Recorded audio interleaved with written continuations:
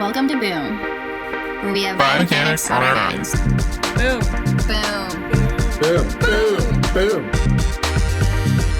Boom, boom, boom, boom. Okay, today we are really excited to be talking with Dr. Mike Sonne. Mike is the chief scientist at 3Motion AI, which leverages elite athletic training and performance in the game of baseball. So thank you so much for being here, Mike. Thank you very much. Excited to talk to you today. Yeah, we're super excited for this because I don't think we've talked about baseball or sports biomechanics that much on Boom, and you're clearly an expert. So we always like to start at your beginnings and ask the question, when did you first know you wanted to become a biomechanist? And I'm interested and curious where maybe a love for baseball fit into that timeline as well.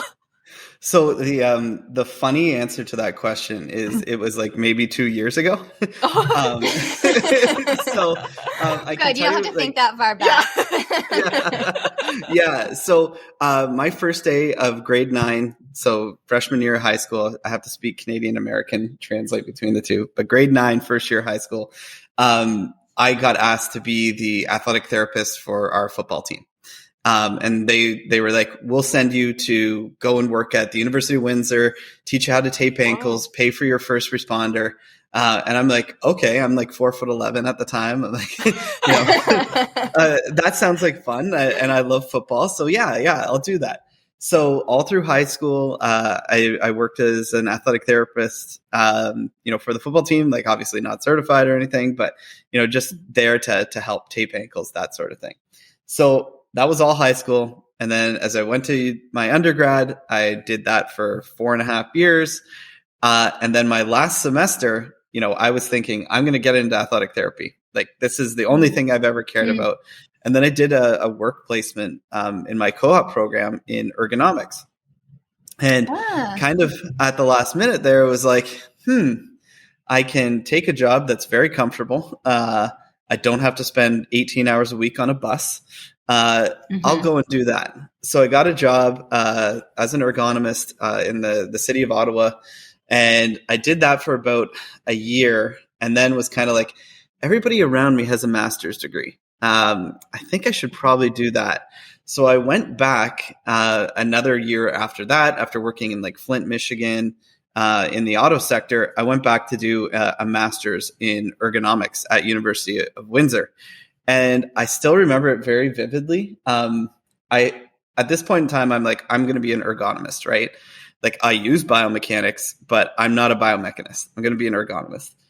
And I remember getting an issue of Sports Illustrated that had Tim Lincecum on the cover. And it was an entire interview just about how he moved. And Dr. Glenn Fleissig is like all over that article. And I read it, and I'm like, that is so cool. But I'm never going to be able to get into something like that because it's over my head. And I pursued ergonomics, and then, I got bit by the research bug, just fell in love with doing research. I started off doing an internship for my master's, and then working on that project, just fell in love with the research process, did a thesis as well, and then got accepted to do my PhD at McMaster. And this was all still in ergonomics.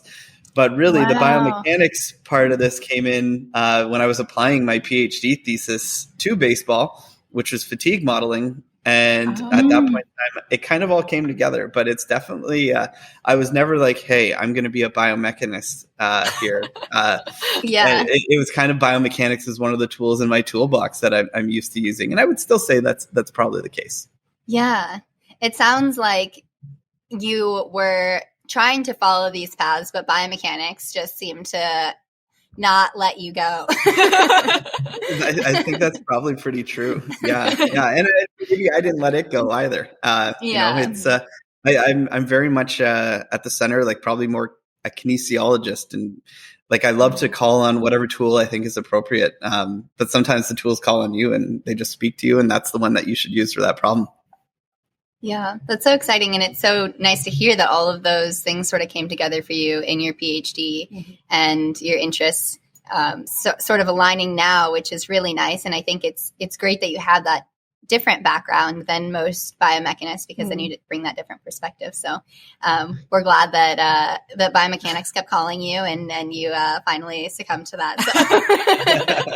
So. Yeah. I think one of my favorite little like career nuggets is that out of my PhD, I have publications in sports psychology. I have publications in like Journal of Physiology.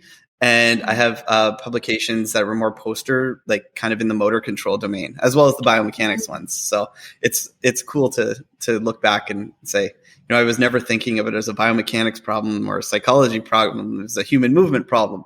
And, you call on the tool that's appropriate at that time. Yeah, absolutely. Well, we love that holistic approach. So can you tell us more now about the different current projects that you have going on in the at 3Motion AI? Yeah, so I'm chief scientist at 3Motion AI, and I'm also an adjunct professor at Brock University, which is kind of how we got set up here. And I work with Dr. Mike Holmes there in his neuromechanics lab. And Mike and his students are really doing awesome work, both in ergonomics, but also in sport biomechanics. So I'm also working at Ontario Tech University, also as an adjunct professor there. And we've kind of built this really cool kind of research community on trying to make biomechanics data a little bit more accessible. And that's really the biggest focus, I would say, with 3Motion AI. It's like, if I were to say there's one core competency, one core philosophy, it's measure how you move. And that might be with health implications. That might be with sport performance implications. But at the end of the day, it's really about, measure how you move. So our first product that we launched last January was PitchAI, which is a kind of mobile pitching mechanics assessment tool. And I say assessment, not evaluation, because it's more just saying this is how you move, and we're describing it through numbers, and we're objectively quantifying certain things about the pitching motion. Right now, we've launched a hitting biomechanics tool that's through another system called HitTrax. So it's a ball flight tool, but we've also launched a tool to do some very kind of initial range of motion and sport performance testing. So all of it kind of comes together, and at the core, it's all like single camera. So how much can we get from your cell phone camera to drive this type of analysis? Wow. That's impressive that you can do it all from a single camera. Yeah, it's not without its limitations, as I'm sure we'll get into. But when we come down to, even if you add a second camera, like two phones, now you're talking about $2,000 worth of phones, right? Like, if you've got two iPhones, it's now, even if you sync those two things up, right, there's going to be that trade-off in there. And that's really where we're trying to get to, is what's the trade-off between the accuracy and the accessibility of the data. Yeah. I'm interested in, we're happy to do and excited to do some of the tutorials on PitchAI and kind of walk through the different levels of, like, from beginning biomechanics to sort of the advanced metrics that you can get from PitchAI. And it was really cool to see that evolution, and also just have like really nice, concise and thorough explanations of each of the different metrics that you offer. So I'm wondering how you came up with those metrics. You kind of talked earlier about like targeting a need and really filling that need, using different toolboxes to fill that need. So was it that, or was it data driven based on a training data set that you had, or how did you come up with those needs? Kind of all over the place. So really, a lot of them was a way of trying to objectively quantify things that were kind of gospel in baseball. So very commonly, you'll hear somebody talk about a pitcher and say they've got a long arm action or a short arm action, or they've got an explosive delivery or an easy delivery. Like, there's a lot of these like kind of subjective qualitative terms, and we've kind of just picked the brains off of all these great scouts, great coaches over the years to really kind of say, what does that actually mean? And how do we put a number to it? Yeah. Having great arm speed, what does that mean? So in many of those cases, a lot of those metrics are just an objective representation of a qualitative thing that's been mentioned in the past. And then once we do that, then we start doing some validation around it, right? So it's like, does arm speed correlate with velocity? Does having a long arm action relate to greater stress on the elbow?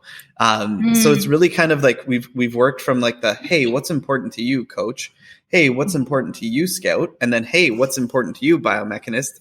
And can we put a number on it? So that's really kind of been, the how we build a lot of those metrics. And then a lot of the other ones are literally just based off of other scientific research. Where should certain joint angles be at the instant of foot plant and maximum external rotation and ball release?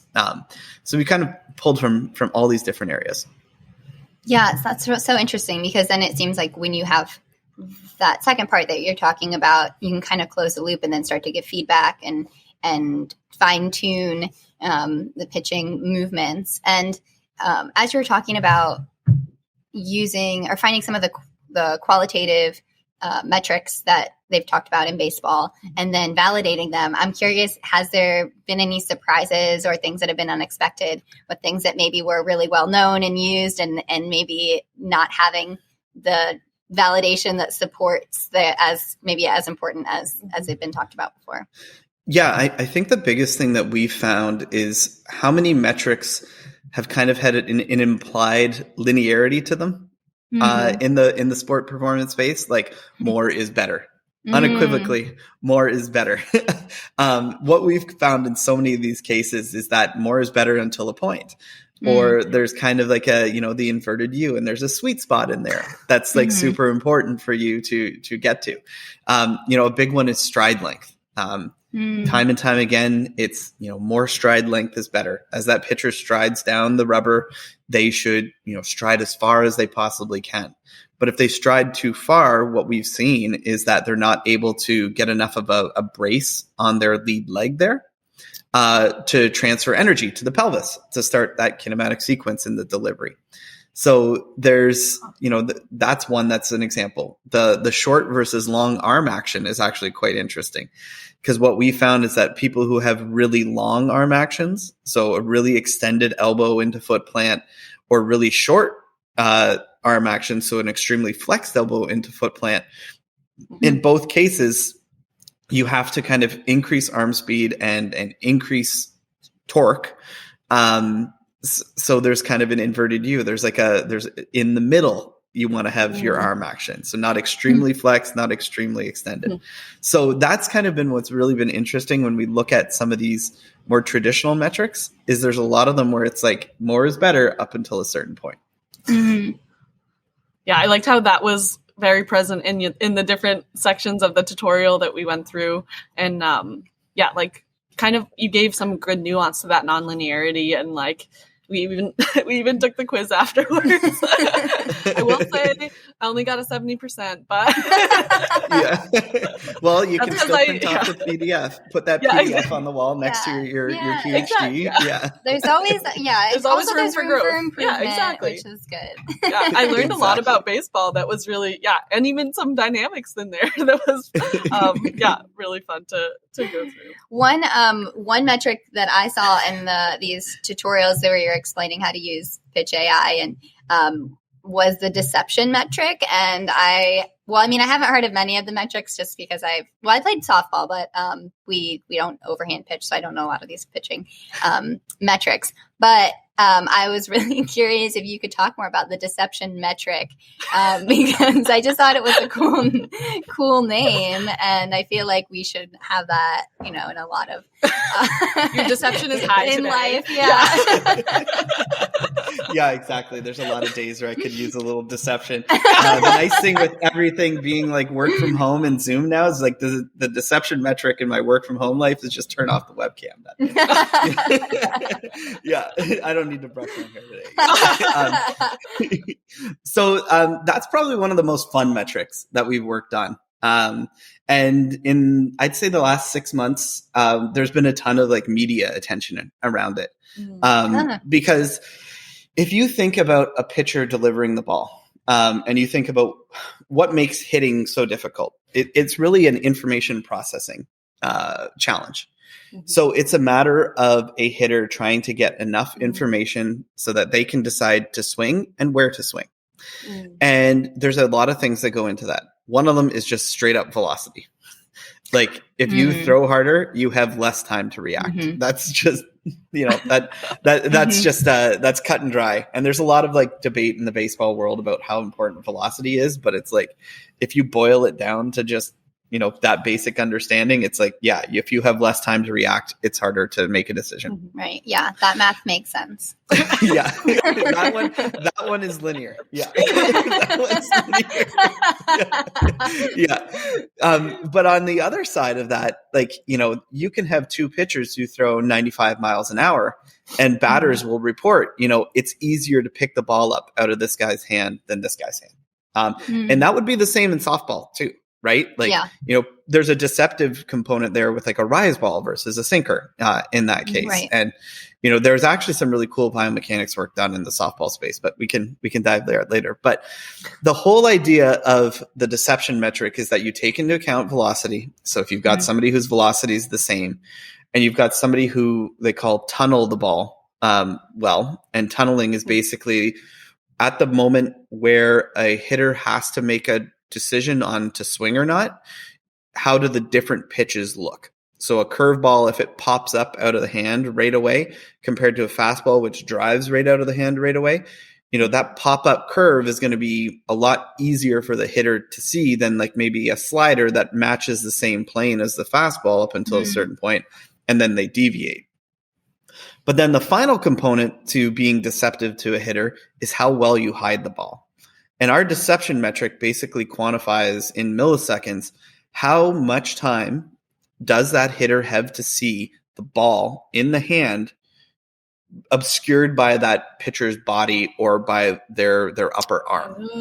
So what we found is the pitchers who get into maximum external rotation later in their delivery, so they've less time between external rotation and ball release, that's a more deceptive type of delivery. And we see some pitchers, in Yusmeiro Petit is one, and there's a really cool article in the Ringer about his deceptiveness, is that he throws like 90 miles an hour, but he's so hard for the hitters to pick up that ball out of his hand, and it's part of how he uses his body to kind of obscure things. So it was a fun metric to work on. And, we're seeing some cool things with it, with a lot of our clients and our users. And what a cool discovery to make. I think that just shows when you can measure things in a more accessible way, you get more measurements, and then you can learn more things from these patterns that we might not have been able to even notice with our naked human eye before. Yeah. Well, and also when you listen to more people, right? Like to come up with these ideas, right? Like it's not a matter of us sitting in the biomechanics lab going, more external rotations better, stride length better, these types of things. Like, there's this real battle in baseball, and it's everywhere in the world of like old school versus new school. And like, I think it should be right school and it should be the schools listening to each other and saying, hey, what's important to you? And then we can try and put a number to that. And then, we can put a number to other things and try and teach that to the old school coaches and scouts. And I think the deception metric is a really good example of kind of that coming to fruition. That's awesome.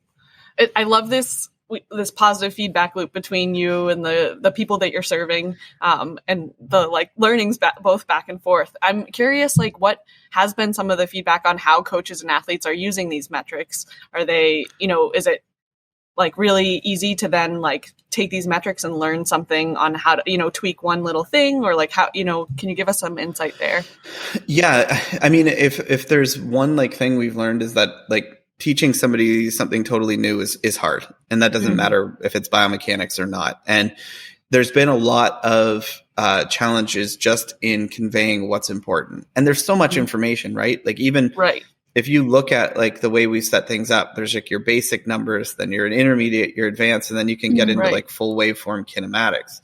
And those can be challenging for people, and it can be overwhelming.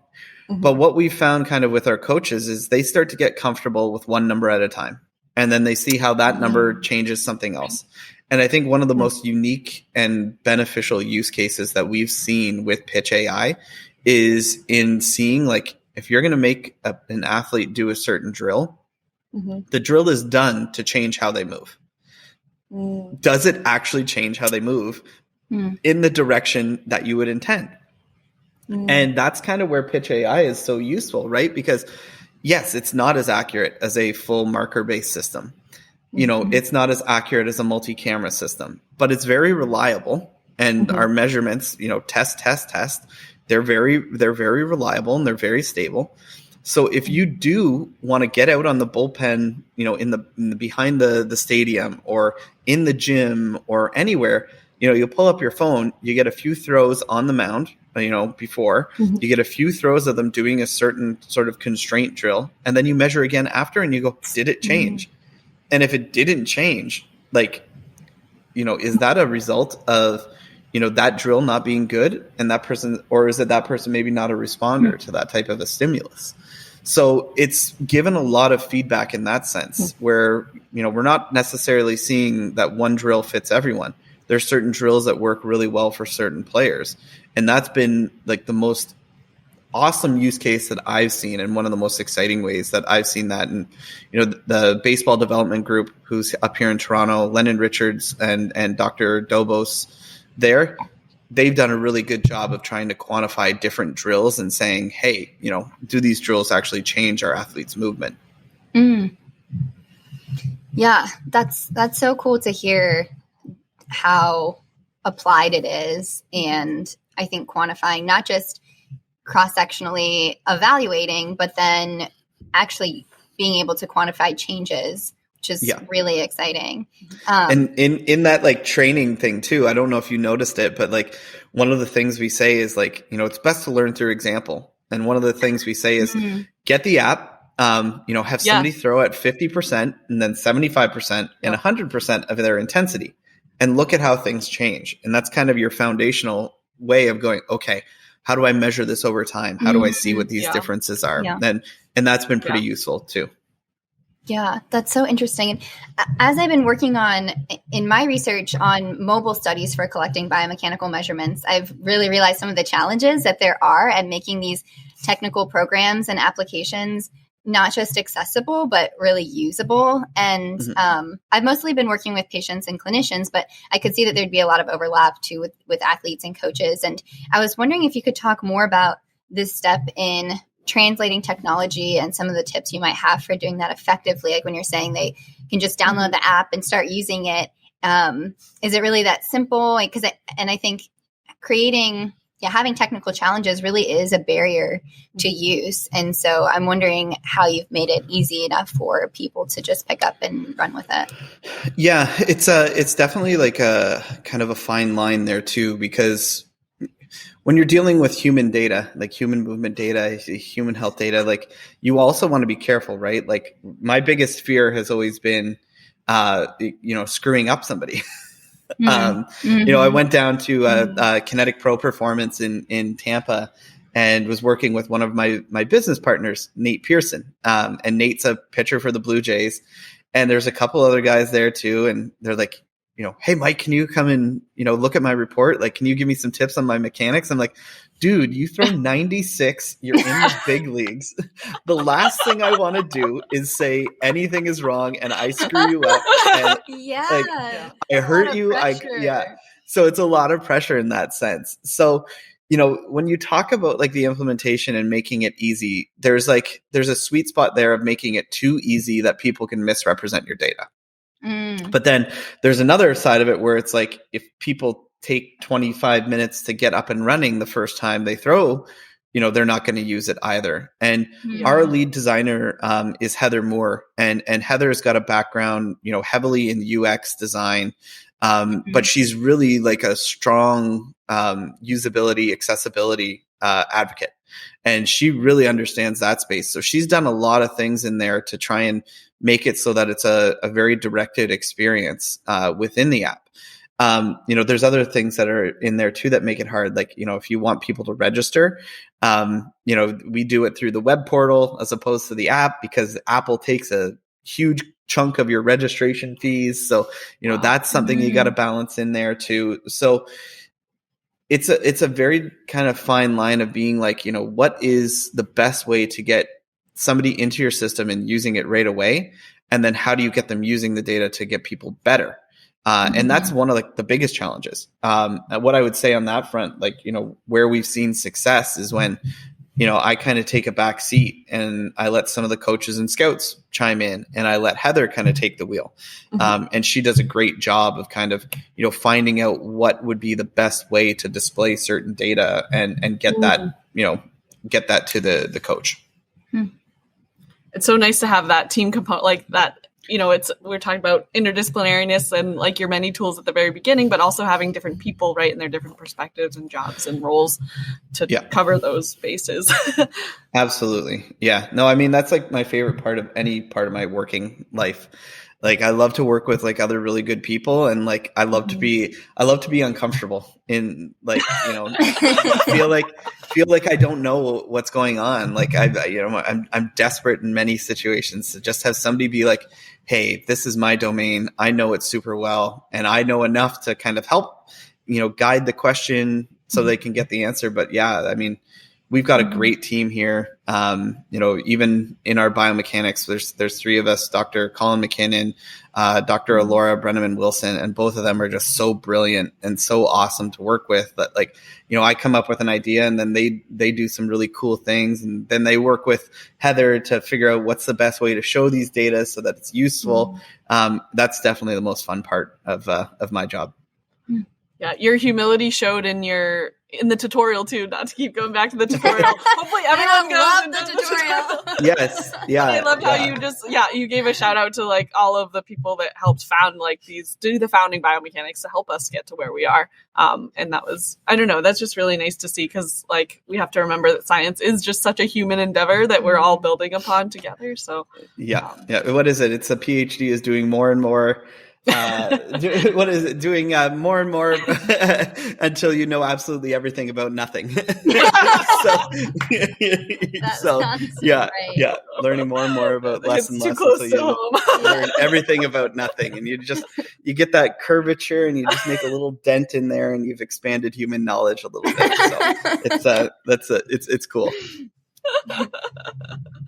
Well, we had we love to get a little bit into some of the technical things, and we were between Melissa's expertise doing Markerless motion capture with 2D video. One question we had was, what are some of the challenges in applying Markerless motion capture to such fast motion? You're saying, pitches at 96 miles per hour versus trying to recreate, like Melissa's study has been doing sit to stand motion or walking.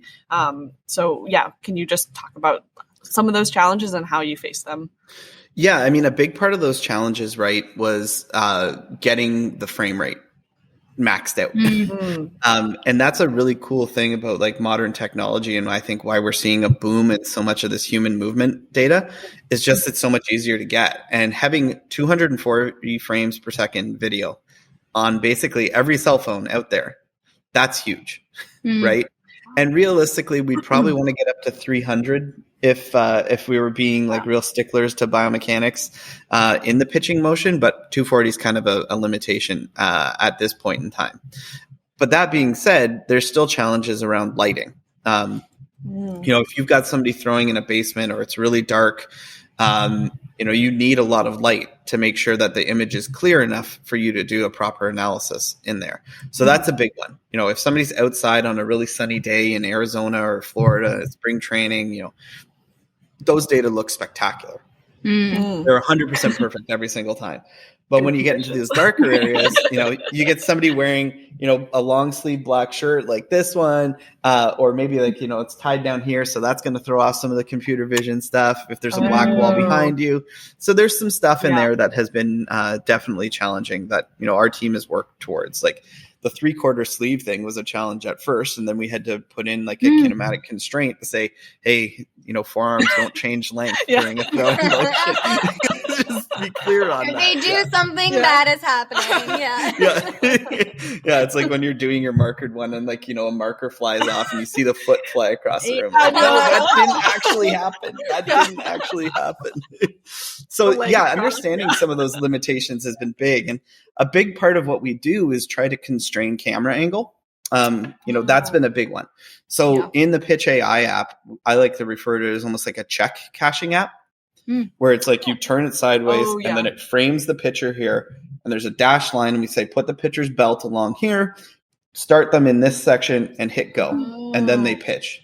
So, people will ask us, hey, well, can you do a from behind the angle? Or can you do a front-facing angle? And we say, well, not right now, maybe in the future once we've had enough to train the model properly. But in this case, we're looking at open side only. And same with Hit AI.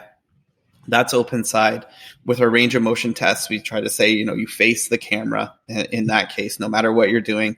So that's one of the things, kind of constraining the motion to fit within a certain plane so that we can properly predict that third dimension with our neural networks. That's a big place to start. Yeah, that's so interesting. I think those are some of the challenges I've noticed too, are things with angles, and sometimes instructions aren't enough. And if you can have something that sort of guides a person through that and make it more obvious, then it's really cool to learn some of those tricks from you about that. I'm curious. You and I guess too, what's exciting is that it's just starting somewhere with biomechanics. Like you were saying, we can't do these different angles now, but sometime in the future, perhaps. And that trade-off between making things as best as they possibly can be versus having something usable and ready to go and collecting more data to make that better.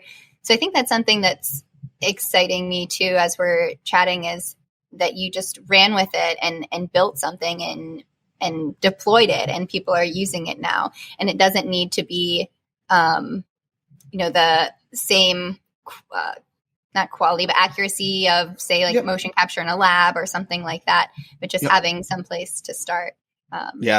Well, I mean, the world is filled with people that want to tell you that you can't do something, right? Or reasons to not do something, or reasons to not try and change. And, I'd be lying if I said we didn't have that same problem. I get on Twitter and, there's pure academics that love to try and like dunk on us and tell us that what we're doing is, argue with us about how many decimal places we use, or getting into stuff like this. And it's just like, you guys are missing the point. Like what's the point, right? Like, in all of our work, I think that's an important thing to kind of pause sometimes and look back and say, what's the point? Like, what am I trying to do here? And in this case, it's like, we're trying to make it so that people can measure how pitchers move or hitters move, or people who are in rehabilitation programs, are they moving better? And with our world going virtual, and, you want access to great clinicians, well, those clinicians still get good data. But what if you're in, Northern Ontario here and you need a float plane to get in, but you do have access to satellite internet? That person can still receive a physical assessment that is capable of getting them the care that they need in that sense. The same thing, like, you're in, let's say, rural Idaho, and you're a great pitcher and your biomechanics are super sound. People are getting found now in different places. Like, if you're going to sit here and just, kind of argue about, was that the proper correlation to use to validate this paper? Or was that the, the right decimal points to use in that? Like, I think you lose sight of what the goal is. And we try and tackle everything from a very sound scientific background. And internally, we treat everything like if it was a publication. Like, we grill each other, we test each other. Something comes up and it's like, hey, this is done. We run through 10 iterations of it to make sure that what the numbers are coming out are true to the best of our ability. But it's a bit of a different world than academia, right? Where, there is a desire to get something out there. And like, that's what I keep coming back to. It's like, we're trying to help people get better. We're trying to help people stay healthy. And that's more important to us than, necessarily appeasing the critics and, the haters and losers of which there are many.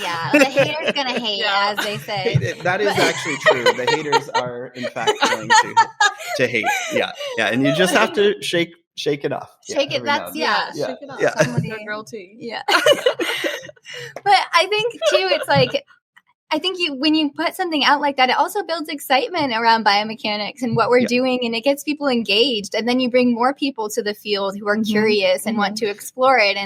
And, there is a time to have that rigor, like you're saying, and treating things, making sure that it's very scientifically sound.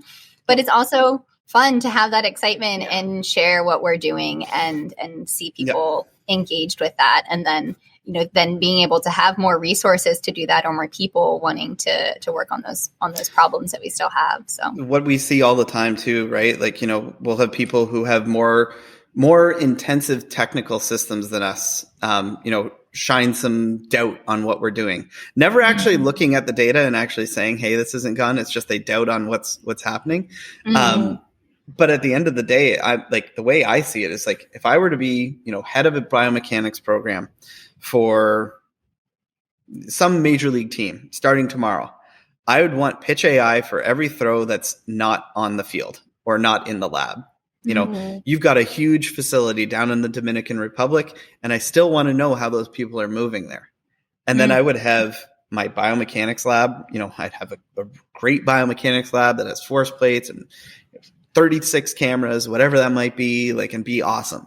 And then in my stadium, I'd have like a Kinetrax or a Simi system. And then I'd set up transfer functions to go in between them. So if you see this much external rotation in one system, what's that actually mean in the other? Right? Because in many times, two systems, you're going to have different normative ranges just because of how calculations are done and system limitations. So, the way I view this is we're trying to find a way to get more people familiar with biomechanics data in human motion analysis. That's only going to benefit everybody as the whole system grows, right? So I think there's a cool way for everybody in biomechanics to kind of work together. And there's some people that are going to be a little more consumer facing, like us and some of our partners that we work with. And that's just going to drive interest in those more, dedicated studies and people trying to replicate, scientific experiments in that. I think that's a really cool kind of byproduct that we're going to see as we move forward. I love that vision. Like, you really just laid it all out. Like, imagine, I think I look at fitness trackers and how people suddenly care about step count in this era. Something that people probably never thought about counting before, not less about counting before, we'll say. And imagine someday you're eating a hot dog at a baseball game and you're talking about the pitcher's arm path, And their deception. Exactly. There's been a few pitch AI assessments done with a beer and hot dog nearby. So I feel like we need to do some more interviews with beers and hot dogs nearby.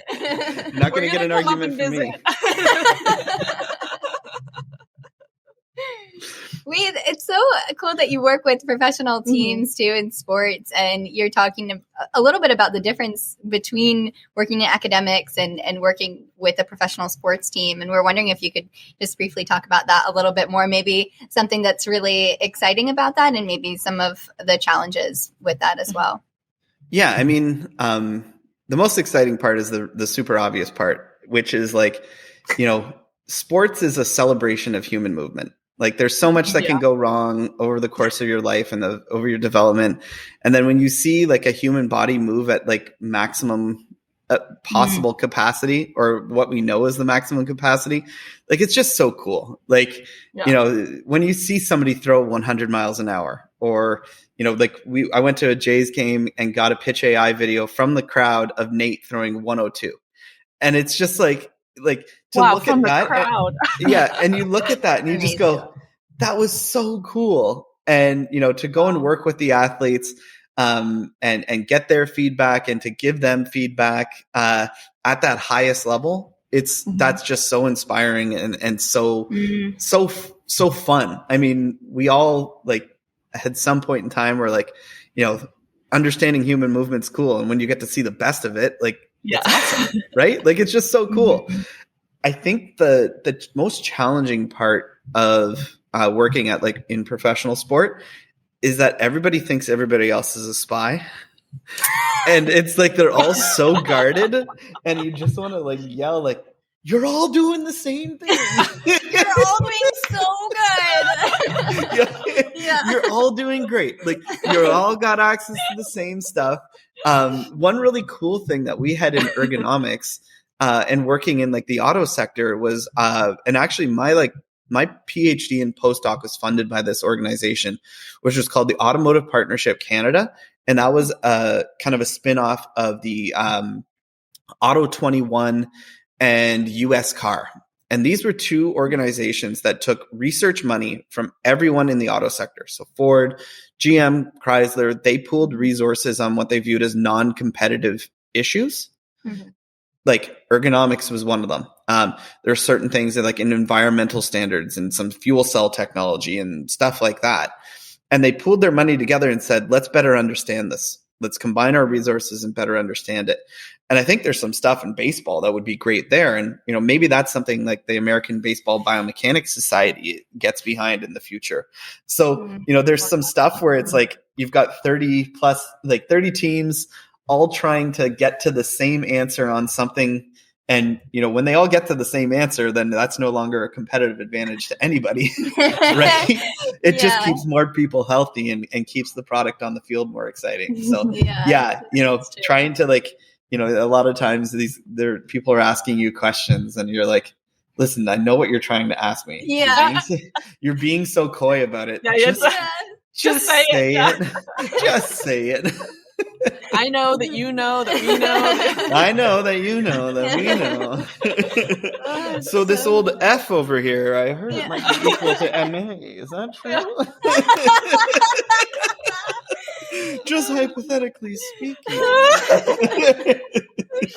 I was just talking to my advisor about this and potentially working in industry. And I was like, but my concern is like, I have to sign all these papers and I'm not going to say anything about what's going on. But when I get excited about things, like I just want to tell everyone and like bounce ideas off each other. And he was like, I don't think you can do that. Like you specifically are not meant for a job like that. So it's like good to like know, you just need code words. I just need code words. The blue balloon touches the red balloon. Like I was saying before, though, like, you know, I can talk, all of this is fine. There's certain things you're like, I can't get into like specific neural network characteristics and that. And that's the same, you know, at the end of the day, too. Which specific characteristics could you not? Yeah. Like, can you tell us?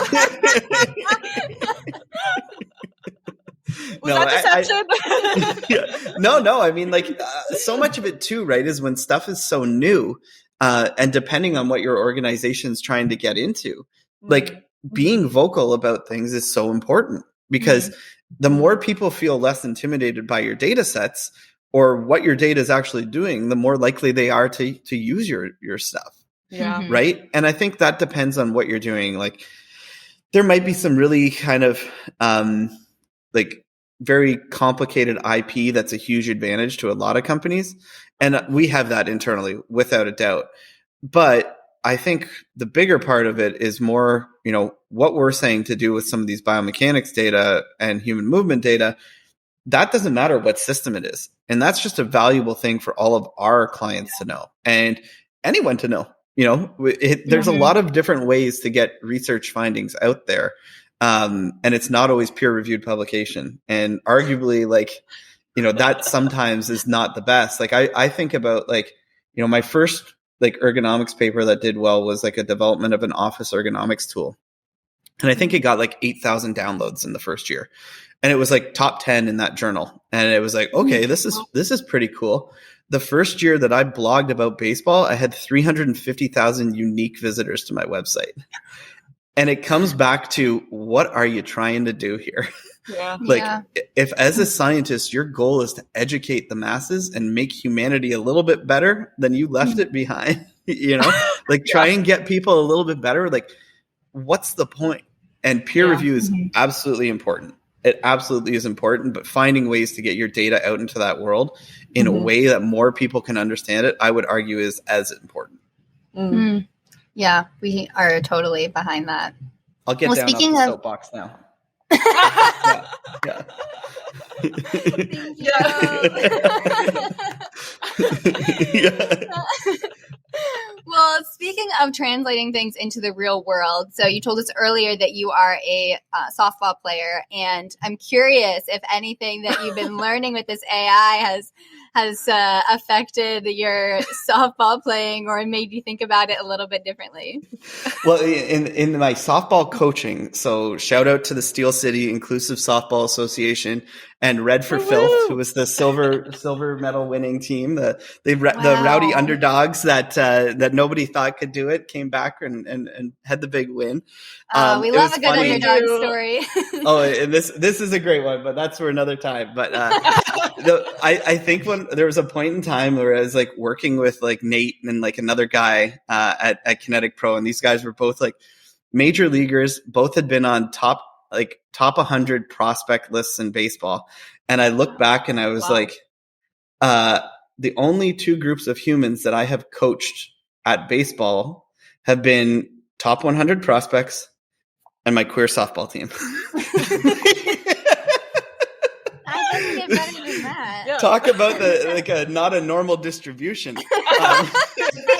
That's great diversity.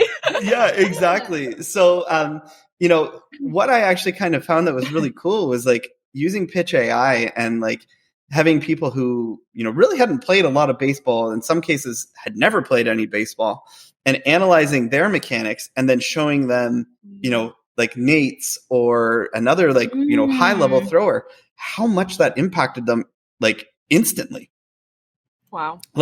And they would like start throwing better almost like right away. Just because they were like, oh, I'm going to try and just like get my body and like leaning a little bit more forward, or make sure that front foot gets down into the ground before I start rotating my trunk. And little things like that made a huge difference. And it was just like so cool to see as we kind of progressed, throughout the season, just how many benefits there were to that. And it was cool. We made ProPlayAI, which is, one of our divisions of 3 Motion AI, was one of the sponsors of the league, and so it was really cool. It was really cool to work with that community. And I think it just goes to show at any level of development, any level of skill, like biomechanics data can be really useful if it's displayed in the right way.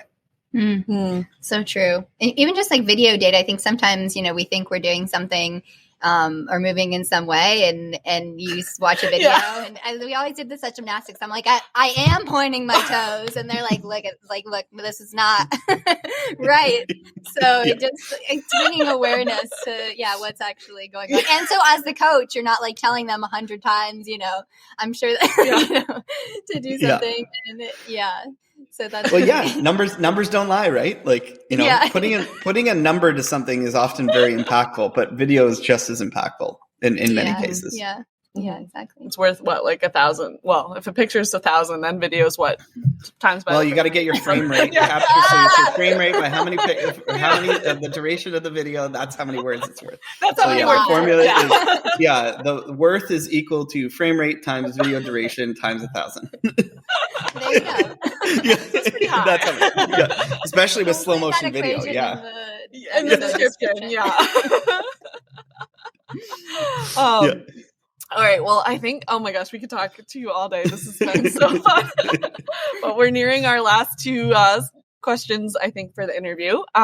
Two of our favorites. The first is, can you tell us about a time where you felt like you failed and what your learnings were from that experience? I mean, the way that I've always gone about research is with like kind of boundless curiosity and never like think about it as like, oh, I'm going to fail this. And then, that's where it stops. It's like, no, just now you pivot and you go in a different direction. But I can tell you about a time that it was an actual fail. That was, there's a comedic part to this. So one of my PhD studies was trying to understand fatigue accumulation during complex force patterns.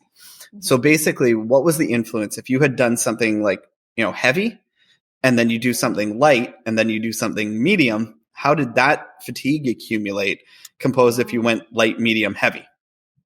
So I went down to the University of Arizona and did work in Dr. Andy Fugelvan's lab there, along with my supervisor, Dr. Jim Popman. And what we did was we would isolate the distal aspect of the thumb in a plastic brace, put the end of the thumb through a metal ring that was attached to a force transducer, because that motion there is just flexor pollicus longus.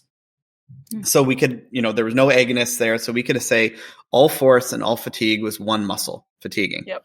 But then we also would want to say, there's a central component to fatigue as well as a peripheral component. Some of it's going to be actual muscle failure, like you're not able to contract any longer, but some of it could be mental. Some of it could be like, neural blockers there. So to do that, we would want to do a twitch response. So we stick a tungsten electrode directly in the flexor pollicis longus and deliver current through it. Wow. And honestly, like it's such a small electrode, and when it gets right into the muscle belly, it's like a little bit of a needle, and then you don't feel it. It's just this weird thing because your like thumb would contract. Yeah. So we go down there, and I did a bunch of trials. Everything was perfect. I came back up. I did a few more beta tests with just a little bit more. Sorry, I'm getting my software world here, but a few more pilot tests. And we, everything was perfect. And then the last person I was going to test on before I went into actual collection was my supervisor. And like Jim is an awesome guy, but probably is one of the finest chirpers in the game. So like he can talk trash with like the absolute best of them. Yes. And everything, like I said, 100% success rate. Everything is great. Well, of course, the electrode, like when it's inserted into the muscle, like it nicks something. And now all of a sudden he starts bruising all in his arm. And like he's uncomfortable when the twitch is going and he's in pain. And then we finish the trial and he's like, that was like really, really painful. Like, and he's got like bruising in his arm. And of course it's against the guy that is going to talk more trash than ever. So then Jim like spends like the next week being like, hey, Mike, I found your silverware in the lab. And it's like a picture of like a rusty knife that he sends me. So yeah, my failure in research was that I maimed my PhD supervisor as a pilot participant for my final data collection in my thesis collection. And Jim will not let me live that down until this day. Like any good mentor. Yeah, exactly. Yeah, no, he knows where to hit you and how to target those chirps in there that they have the longest lasting effect. Yeah. Sounds like you've been able to really move past that, and it doesn't affect you anymore at all. Yeah, I mean, I make sure my silverware is really clean because I think if I see a rusty knife, it's going to be like big time trigger. Yeah. Well, thanks for sharing that with us. We always talk about how we get a lot, that failures are learning experiences, and there's no such thing as a failure. But, I'm under the impression that sometimes there are failures. Sometimes we fail. And I think maiming your supervisor. Big failure. Yeah. Yes. So we appreciate you sharing that with us. And it's nice that you can look back and laugh at that and have it as just kind of a joke or it's light and there's laughter and levity now. Yeah. He's fine. His hand's fine now. He recovered. Yeah, exactly. He's won every thumb war since. Yeah, he's great. That's amazing. Cool. Well, how can people follow you and your work if they want to learn more about you? Yeah, our company account for Pitch AI and Hit AI, all those good things we're doing, is at ProPlayAI. And then my personal accounts are all Dr. Mike Sonne, Sonne. Okay, awesome. Thank you. And for our last question, we're excited to get your perspective on what you're most excited about for the future of biomechanics. I mean, I think we kind of dove into it a lot, but it's just, it's excited this whole episode. Yeah. It's just getting the barriers gone, right? Like, there's always going to be a place for marker-based motion capture. There's always going to be a place for markerless motion capture with multiple cameras.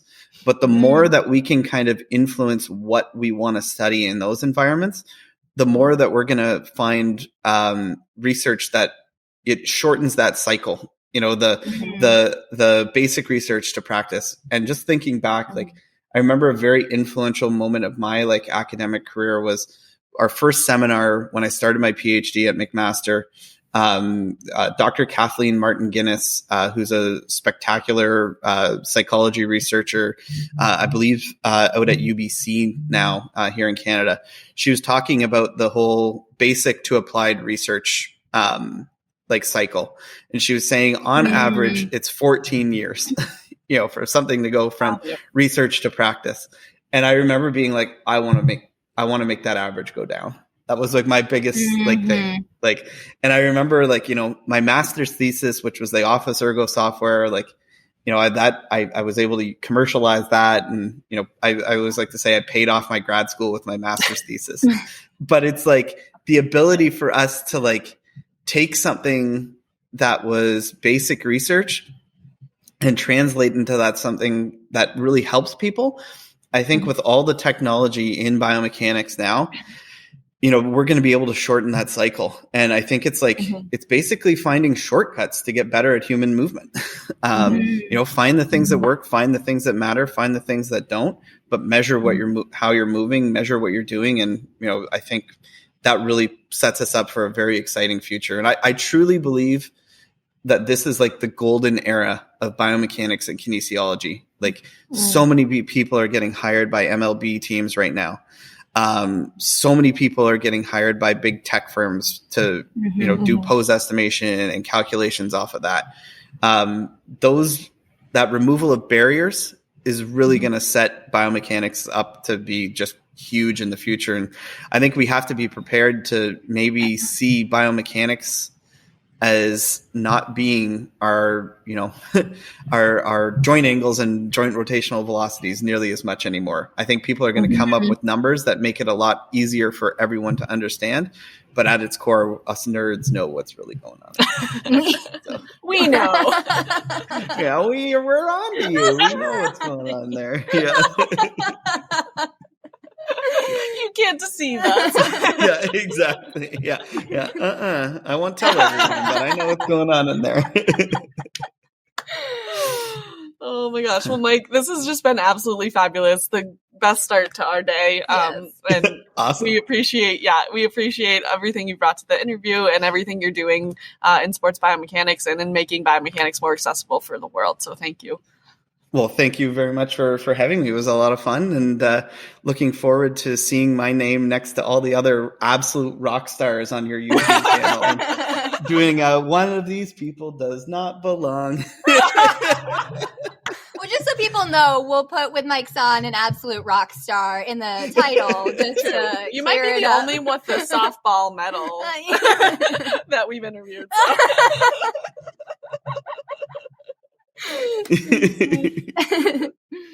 Biomechanics off our minds.